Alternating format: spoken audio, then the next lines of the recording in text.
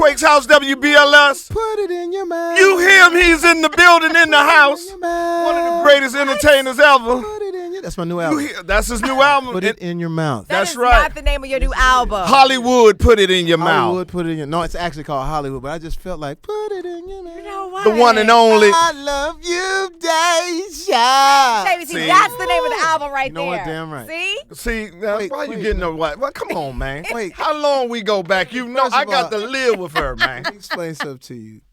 Earthquake is probably the most incredible person to ever grace the stage. Thank you. As a comedian, we really need to pay respect and honor and understand what it is in here right now. When I saw him yesterday, I was like a girl who hadn't seen me in a while. Oh God, it's Earthquake!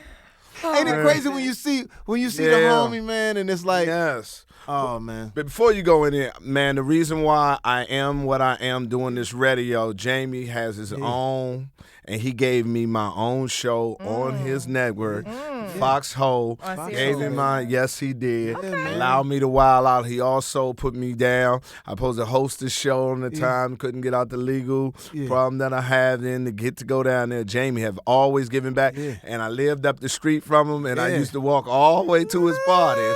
I'm like, what is all these cars doing out here? We were And- so woo, wild at the time. Yes. I remember this Playboy girl. It was like in the middle of the day, like 12:30. She said, "Oh my God, I just can't." I said, "What? I just like my clothes. It's too many clothes on."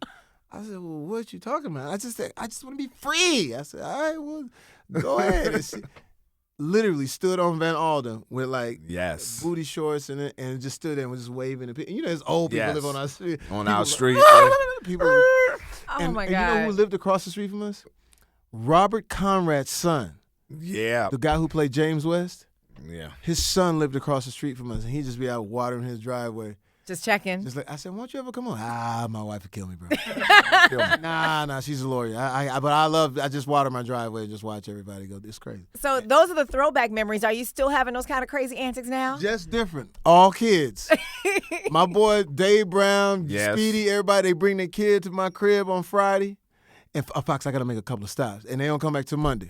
So I got all the kids All the kids at your house. at the crib. And so now, and the homies that don't have kids will call because they think we partying. Yo, Fox, I know the party popping. Yeah, hold on a second. Get out that jacuzzi. Then I take, I got to call you right back. So now it's all kids at the place. Man, Yes. how things change, huh? And you got the new album, man. I saw you when you was doing the interview. You say you got a cut on there, and I can't wait to buy it because it's about my life right now. I thought I should be in love by now. I'm supposed to be in love by now. It's been so long for me. Yes. I don't know how in love by now. And that's straight from the piano. And that's us. That's Yes. us growing up in this business to where it's like, when you look back and you say, oh, I was with that girl, man. And the magic of it, and then your daughter going like, what you gonna do? Exactly. You gonna keep doing that? Or you gonna, and so that song is gonna be the one I think that you play at the weddings and the whole nine because it really it resonates, and we were able to finish it in the 24th hour, Right. 23rd hour in other words, and so it's some songs on there that'll make you that'll make you think. Well, what brought you back to the music theme for a second? Because you've been pausing doing the movies back to back to back to back. I got new management. That's why the movies was popping. I said I need. Yeah. I heard about that too. I heard. I got new man because I was sitting over here like, what am I doing? Right. Yeah. Oh, we got you at Pachanka 2 nights. I said, hey, I didn't come out here to go to the bingo table. Yeah. I came out here to do movies. Right. So I got new management, and that's the minute I got Django. I got Django from the new management. And what's crazy, I didn't know anything about Django. That's how bad my management was. And so I remember hearing about Django. Tyler Perry is the first one. He walks into, we're doing a thing for Oprah. We're doing a thing for Oprah. Man, have you heard this Django thing, man? that Will is going to do, Will Smith is going to do. I said, I ain't heard nothing about it. Right. And then Will didn't want to do it because he said he didn't want to play a slave, and I still hadn't read the script. Mm-hmm. When I read the script, I was like, what? You have to. I was like, well, you got to do this movie. Right. He's only a slave for the opening credits. Right. He the hero. He ride up to the sunset. He was a bad dude. And then I ran into Idris Elba. Have you heard this Quentin Tarantino movie?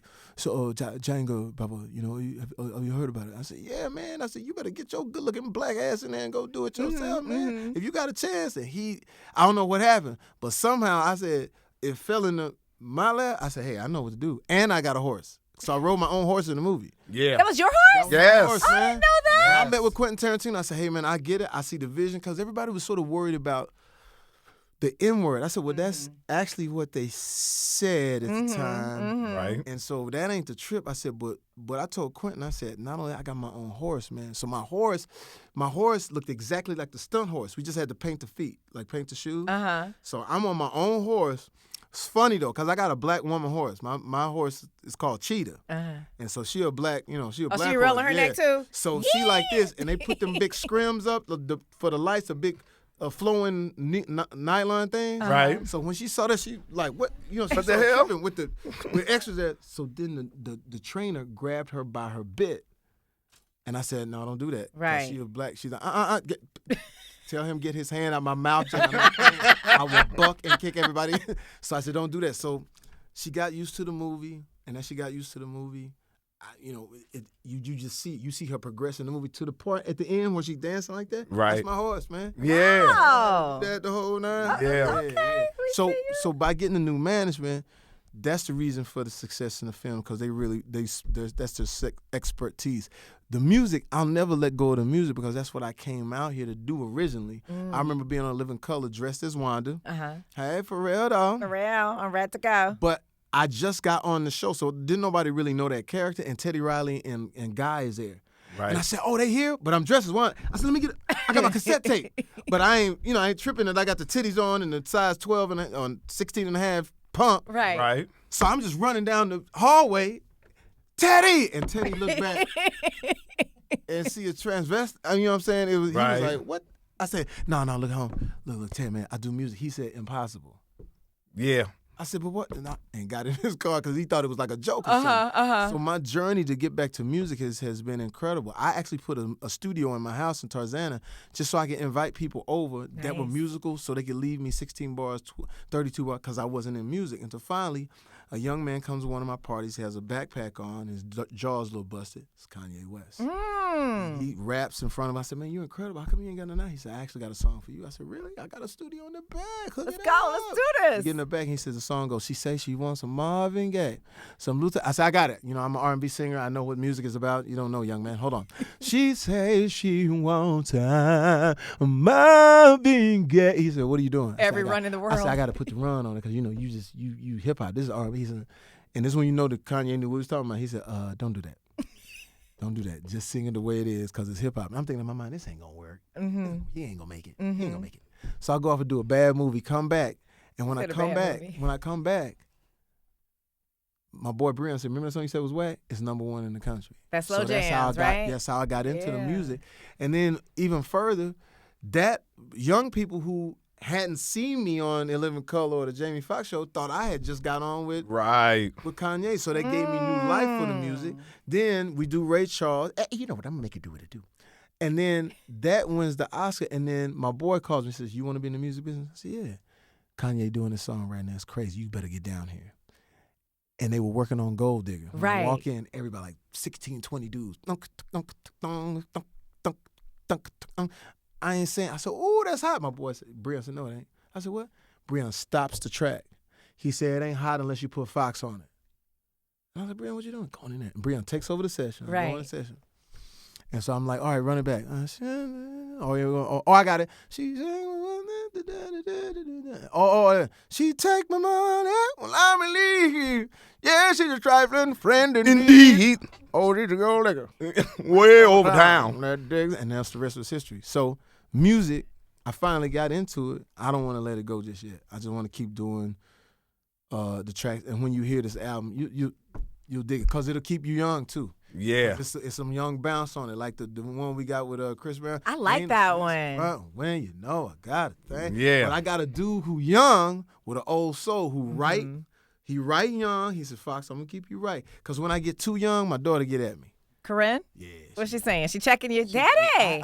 I tell the story all the time. I had too young of a shoe on, because you know how we get older, we want to wear the young. So some stylists like, you gonna love these. It's the new Chichepis or whatever it is. And it had a strap and a hook and a zipper and a locket and engraved my name. I said, yeah, that's you, Foxx. That's the stylist. My daughter said, what are you doing? I said, this the new shoe, right? She said, now, Dad, you got old feet. I said, yes, you got feet for like marching. So you should get you a nice, comfortable shoe. Like, you got civil rights feet. I was like, you crazy? But the music that we got, it's got bounce on it, but it's also got some stuff that you want to hear. Let me ask you a question. You know me and your friends. Do you still do the process you told me that you do every year? That you and your sister sit down every year and reevaluate everybody that's in your life to go forward. Do you still do that? And we do it in the bathroom. Where we she's either cutting my hair or something. And we talk about everybody in my life, because my sister's an interesting character. My sister. And I love his sister. Yeah, my sister is like a rider. Like, she's really serious. Yeah. She don't even call me Jamie Foxx. Nah. What does she call you? Like big head. Yeah, she never called me that. She has down. She me and her party when they come through the door. Quake, and she'll dance all night. Yeah, but she's good. I'm sorry. But it's it's like, now my whole family live with me. My two sisters, my stepfather, my mom. But she always evaluate everybody in my life and say, are they there to tell you the truth, for one? She said, because you got to be leery of the guys or the girls who don't want to tell you the truth. Like, that was whack, that was cool, that was this. And then, what do they want out of it? Because, living in L.A., it's always somebody wants something out of it, man. You know how it is. So we always do that. So you did the movies and everything. You're working the music. We'll be playing stuff from Hollywood in a little bit in Quake's house. I want to know, are you going to try and do the whole EGOT thing? Because you got the Oscar. That's when you get the Emmy, the Grammy, the Oscar, the Tony. Would you do Broadway? I mean, it depends. It depends. I can see you doing some stuff, Jamie. Come on, I saw Denzel on Broadway. Oh, yes. He was great. He was amazing. Amazing. And at the same time, it was funny because it is Denzel. He was so much better than everybody else. So sometimes you'd be like, when is he coming back out? Right. It was just great, man. But I don't know. It would have to be, there's actually something that's going around right now. Anthony Zeiker, who I hooked up with, we're developing this television show called Amber Alert, which is about our great guys that do that rescue the kids. Mm-hmm. So Anthony Zeiker's with CSI. He created CSI. But when I met him, he was actually writing the stage play for Soul Train. Nice. It's really, really dope. Nice. And so as we started chopping it up, one day I walked in, I got the pictures, I got the wig on. This Don Cornelius here with the Soul Train. Uh-oh. Here with the Soul Train dancers whom I've known, with the Whispers, whom I've known for a number of years. They're going to be performing their #1 single. What are you up to, man? What do you do? So it was like, that may be something. Nice. That if that goes, because you got to be dedicated to that when you get into that. Yes, because that's like 8 shows a night or whatever. I got ADD. Look, but that'll be dope for you, though, for real. Take it to the next level. Okay, I'm with it. We all know the most talented, multi-talented, you and Eddie. I mean, y'all. How dope is Eddie, man? Eddie, we talk about Eddie all the time, man. I can't. Eddie is. He doesn't have to do anything else. Yes. But we want him to do. I want to see another stand-up. Something. Eddie came out. Come on, son. And you know what it is, though? You know what it is? Yes. You can't lay your comedy sword down too long. Like, I never lay mine down. Like, I may be doing a thing, but I'm cracking jokes constantly. I don't stop. But you look at Jim Carrey, you look at Chris Tucker. I heard Martin's on his way back. Yeah, I went to his. He was at the Comedy Store. Yeah. He's getting it in. I went to see his show. Yeah. So Martin. But these guys, man. Like, I looked at Chris Tucker one day. Man, what's wrong with you, man? Right. Hey, man, what's up, Jay? I said, what happened? Right. And I was talking to Jonah Hill about it, who's a huge fan of you guys. He's a huge. That's how. If you look at his movies and the way he writes, he writes from '90s comedies. Yeah. Right. And he says, bro, what happened to all my heroes? What happened to Martin and Eddie? And I said, hey, man, it's something that happens when. I don't know. I think when comedians get that super. You know what I say it is? Comedy is like your woman. You can never leave her. And you can go and somehow, but if you ever leave her, you ain't coming back. Oh, she man. ain't your woman no more. She ain't your woman, man. You better see her once a week. Yeah. Call her, text her. Yeah, man. Send her a You got note. to. But if you go ahead and just leave her and think you're going to come back and y'all going to be back in love again, Man. you're going to find out she would never love you like you was when you had her. I know, and man. I know that long time ago. I learned it this way. I'm on In Living Color, and I'm thinking I'm super, super famous. Right. But I'm not really realizing that a lot of people don't even know where that channel is. But in my little world, so after a couple of years of it, I'm still in the bask of it, and the show's gone off, and I'm doing my jokes. I'm doing rich jokes. Yeah, I just got the new Range Rover. Anybody else? It's crazy, right? You got to relate to the audience, man. Anyway, you know, I got this house. The square footage is like, I don't know, 4,500. You know, people's like this. Right. All right, thank y'all. Mm-hmm. But in my mind, they were going, Jamie, we love you. So what I get brought you back outside. to reality? Watch this. I get outside. It's a little club over on, like, Olympic or something like that. And all of a sudden, I hear, the door open. Who's in there? Young Chris Tucker. Really? Tank top on. Listen, murdering. People's like this. And I sat down and went, oh my God, I can't do that. I know I can't do that. Because the next night I went up somewhere else and I was like, yeah, so how y'all feeling? And I had lost it. So what I did was I went to Okinawa for all the troops. I did a run over there. I was able to do some of my old jokes and sort of get back. Right. So I'm getting my stride back. You know, it's Rocky. Bam, bam, bam, bam, bam, bam, bam, you know what I'm saying? Run around with chickens or whatever. And then at one point, I knew I had gained a little weight, but you know how when you look in the mirror, you just see yourself as fly. Right. And I remember, like, I'm finally killing, and I rest for a second and did like this. And one of the black officers, a girl, in the audience said, "Why your belly so big?" I was like, oh. You know how a black woman voice cuss. Why your belly so big? And you can't really cuss the military. So right. I had to let that one go. I was like, so I got back in the gym. And when I came back, we got the Jamie Foxx show. Nice. And I said, I will never lay my comedy sword down again. And on the Jamie Foxx show, for all of those 4 or 5 years, I just worked on staying funny. Now we get to Ray Charles. We are nominated for an Oscar. I'm still cracking jokes. I go on stage at the Laugh Factory. I'm like this though. I just had a T-shirt. I'm like this. Like I don't have no money in my pocket. And they said we also have somebody incredible in the audience tonight too. Chris Tucker. Looked at Chris. He had a blue suit on, red tie. Hey, how y'all doing? I wonder if girls love me for me or they love me for my money. Dang. I went to Chris. I said, I know what it is. You got to go back and go get it. I said, no, man. I said, you got to. What it is, you think in your head, it's something else. You think that I made it and I'm behind the gates and I should. Eddie Murphy messed us up a little bit because when Eddie got on, he hit you with the leather, the fly. Right, right. So now we trying to be fly. Don't be fly. Stay goofy. Yeah. And he was like, because you get so, because it was this. You know what I'm saying? So my thing is to all them dudes, man.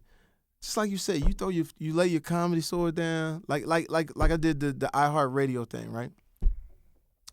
And when I did the jokes or whatever like that, and I guess the Bruce Jenner joke was it, yeah. and I was like, hey, first, I don't make any statements about jokes. Everybody that I do a joke about, it's topical, and it's not we comedians. We don't exactly. Quake says that all the time. Yeah, we're not trying to colonize you and keep you from being married. Right. Exactly. Right. All we doing is telling who was dressed funny on their way to the march or whatever. That's how we do things. So it was interesting because I said I'm never gonna lay my comedy sword down, right? And so the jokes was brilliant.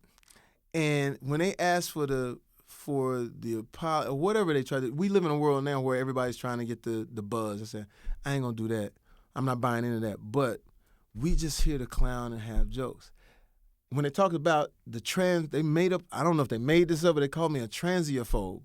I didn't even know if that existed. Did they rip you on Twitter? I don't even know. I don't know, but I was like, I don't even know what that is. Do I not like the movie Transformers or what was going on? Right. So, but afterwards, we was somewhere, and I finally addressed it, and I said, hey, look, comedians are not our problem. We're not CNN. We're not ESPN. Stop lumping us all together like that, and stop writing our jokes out in black and white, and stop, because we're supposed to be dangerous. That's our whole thing. Then when it comes to this, when it comes to comedy, when is the joke the funniest, Earthquake?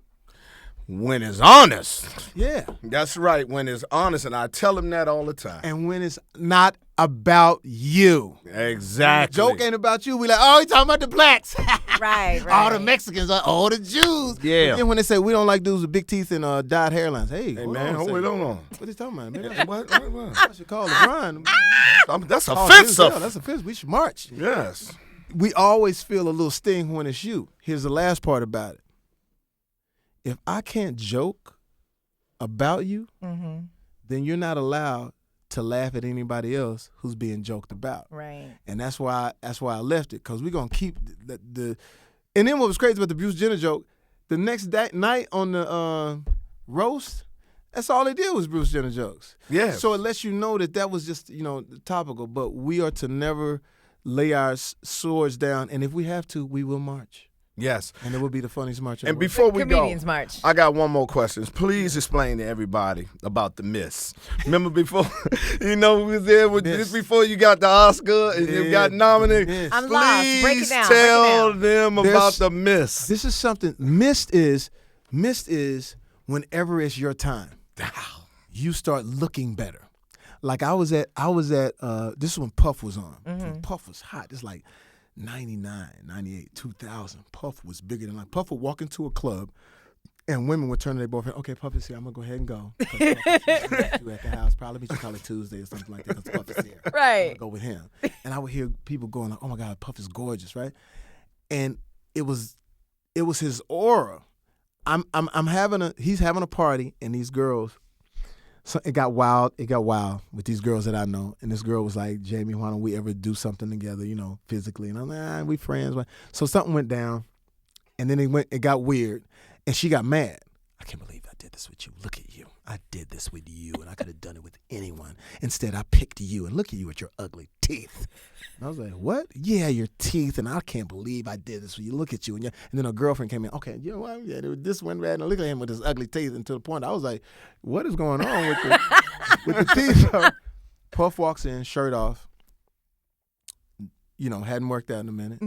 Gold chain, Christoph. What's up, Playboy? You all right? Nah, man, these girls are tripping, And she said something about my teeth. He said, what's wrong with your teeth? I don't know. They just don't like them. And it's crazy, And Puff said, hold on. I hope I'm allowed to say the story. Grab the stuff they had, threw it out and said, y'all get out of here. You know who I party with? I party with kings and queens. Them girls grabbed, they said, Puff, oh my God, where you been? We just waiting. I was like, and he changed it because he was so famous. Flash forward to the Oscars. When I got nominated for the Oscar, tell them about it. Women were running up to me like, oh, it was a very well-known white woman. Yes. Very well-known. Very well. How well? And give us some more details. No, we ain't going to tell it. Keep it to it. But she was married. Oh, yes. snap. She walked up to me in the party and says, oh, my God, why don't we just get out of here? I said, What'd she say, Jamie? Why don't we just get out of here? And everybody is watching because I'm at a huge CAA party, and there's a Warren Beatty, and it's Dustin Hoffman and Spielberg. And everybody's like, oh my God. And she said, let's just get out of here. I said, oh, so snap, I'm with it. I do that. And she's like, oh my God, and you're just drop dead gorgeous. Look at you. I said, really? Like this right here? We look at the same thing? And she says, and look at your teeth. They're amazing. Same teeth. Same teeth. She said they gorgeous. And I'm getting ready to dip. And my agent was like, don't do that because everybody looking at you and you're going to mess around and win the Oscar. But it's a certain miss that I had that's on me that she couldn't see what this really is. And so whenever you hot, it's the miss. The mist is all over you. Cannot lose. But then when your movie sort of dip, your miss sort of go away. You be like, when your movie didn't play well. Right. Every that's Jamie. woman in Hollywood, he had his number. He could have been, we sitting down looking at him like, listen to me. Every girl that I ever wanted to talk to, And it wasn't no sloppiness. It was just like, could I get your number and just stay in touch? But at the same time, I looked at it, I said, God. I remember this. I remember being in the club and seeing Charlize Theron. Back in the day, when I didn't really know who she was, but I said, man, you know how black people, that's the old girl. I said, man, that's the old girl. I'm going to go holler at her, man. And Andre Harrell grabbed me, young man, where are you going? You can't talk to her, young man. You have to have the golden statue. You know, you don't approach that. You have to understand. I said, Andre, what are you talking about? I'm just going to talk to her. I turn around, she gone. I said, nigga, I could have been over there talking. Flash forward to the Oscars. Charlize Theron gives me the Oscar. That night, she was the presented. one that says, and I was like, snap. And I said, hold on a second. Could I call somebody right now? And I called Andre Harrell. I said, I got that golden statue, baby. And she spoke. I said, and that was the whole miss factor. Now, my manager did tell me something about the miss, though. He said, next year, it won't be the same. I said, what you mean? He said, if you do that with that girl, cool.